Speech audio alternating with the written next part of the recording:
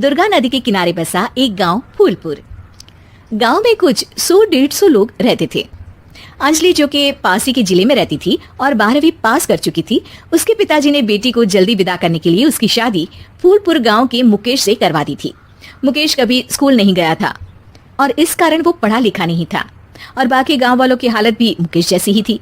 मुकेश के घर में उसके माता पिता भी रहते थे। सासू माँ, मैं बाहर मंदिर तक जा रही हूँ, आधे घंटे में आ जाऊंगी।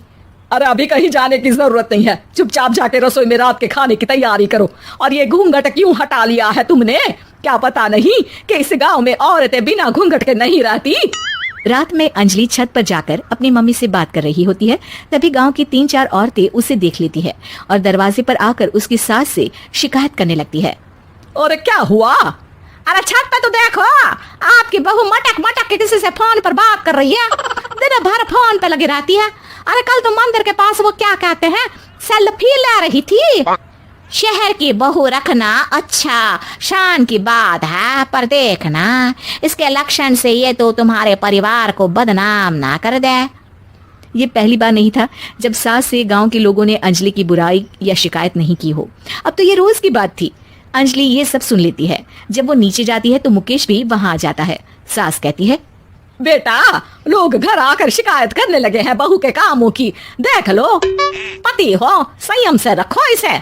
माँ जी, मैं तो अपनी माँ से बात कर रही थी क्योंकि यहाँ कोई बात करने लायक ही नहीं है और अब मैं माँ के पास ही रहूंगी। वहाँ क्या रहना, वहाँ बाहर के लोग तो ठीक है पर घर के लोग भी इज्जत ना दे सके।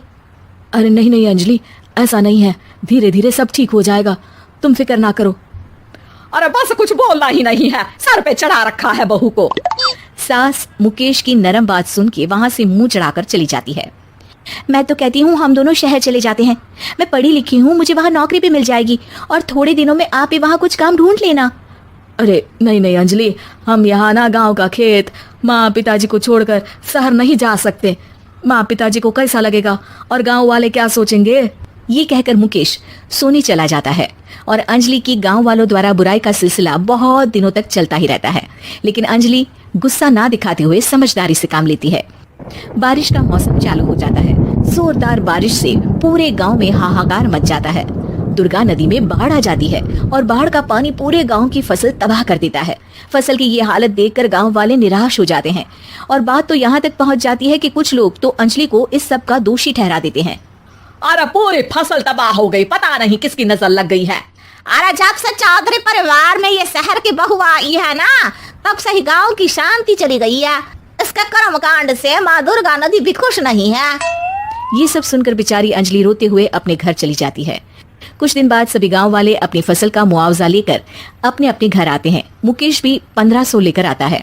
अंजलि को जब पासबुक दिखाता है तो अंजलि हैरान हो जाती है। अरे, ये पासबुक में तो उन्होंने 4000 की एंट्री करी है और आपको सिर्फ 1500 दिए। सच में? अरे वो सरकारी अफसर आपको बेवकूफ बना रहे हैं। सरकार की तरफ से हमें 4000 मिले हैं, लेकिन बाकी का सारा पैसा खुद ही खा रहे हैं। आप लोग के अनपढ़ होने का फायदा उठा रहे हैं। ये सब सुनकर मुकेश परेशान हो जाता है, लेकिन अंजलि उसे हिम्मत से काम लेने को कहती है और सुबह होते ही मुकेश को पंचायत कार्यालय ले जाती है और साथ में गाँव के और लोगों को भी। आप सरकारी बाबू क्या गाँव के लोगों को बेवकूफ समझते हैं? आपको क्या लगता है ये पढ़े लिखे नहीं है तो आप कुछ भी मनमानी करेंगे? ये बेचारे दिन रात इतनी मेहनत करते हैं, ये हमारे अन्नदाता हैं और आप इनके साथ ऐसा धोखा करते हैं। अरे क्या बके जा रही है ये लड़की? किस धोखे की बात कर रही है? अपने कांड करके नदी माँ को नाराज करके हमारा नुकसान करके इसे चैन नहीं मिला क्या? सरपंच जी, इन सरकारी बाबू ने मुझे बेवकूफ बनाया है और मेरे हिस्से के पैसे खुद चट कर गए। बस ये सुनते ही सरपंच वहाँ से दुम दबाकर भाग जाता है। पता चलता है कि जनपद अधिकारियों ने गांव के सरपंच के साथ मिलकर सबके साथ धोखा किया है। सब लोगों का विरोध शुरू हो जाता है और आखिर में अधिकारी सब गांव वालों के हिस्सों के बचे हुए पैसे उन्हें लौटा देते हैं और कई दिन तक सरपंच गांव में लौटता ही नहीं। अंजलि, तुम नहीं होती तो हम गांव वालों को तो पता ही नहीं चलता कि ये हमें हर बार बेवकूफ बनाते हैं। हाँ हाँ अंजलि बेटी, हमें माफ कर दो। हम सब तुम्हें बुरा भला कहते रहे, लेकिन तुमने ही आज हमें बेवकूफ बनाने से बचाया है। हमें तुम पर गर्व है बेटी। अब समझ आया कि सरपंच तुमसे नहीं, तुम्हारे पढ़े लिखे होने से नफरत करता था। क्यों ना इस बार हम अंजलि को ही सरपंच पद के लिए चुन ले? क्या कहते हो गाँव वालों? पढ़ी लिखी सरपंच। बस पूरा गांव अंजलि के लिए ताली बजाता है और अंजलि की सास उसे खुशी से गले लगा लेती है।